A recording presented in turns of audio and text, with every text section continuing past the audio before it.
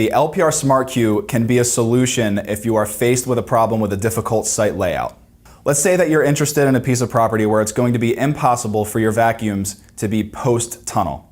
So you're going to have a situation where you have customers going up to the pay stations, the gates are going to open, and their vacuum area is before your wash tunnel.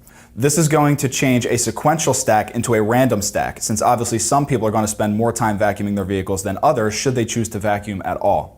The LPR Smart Queue utilizes an additional LPR camera to your site that is pointing right around the area of the correlators. And what it's doing is once it sees the next car that's getting loaded onto the conveyor, we look at that license plate and attach it to the transaction that they made at the pay station. So no matter how many random cars you have in your queue, the customer that's getting loaded onto the conveyor is always going to get the wash that they purchased at the pay station.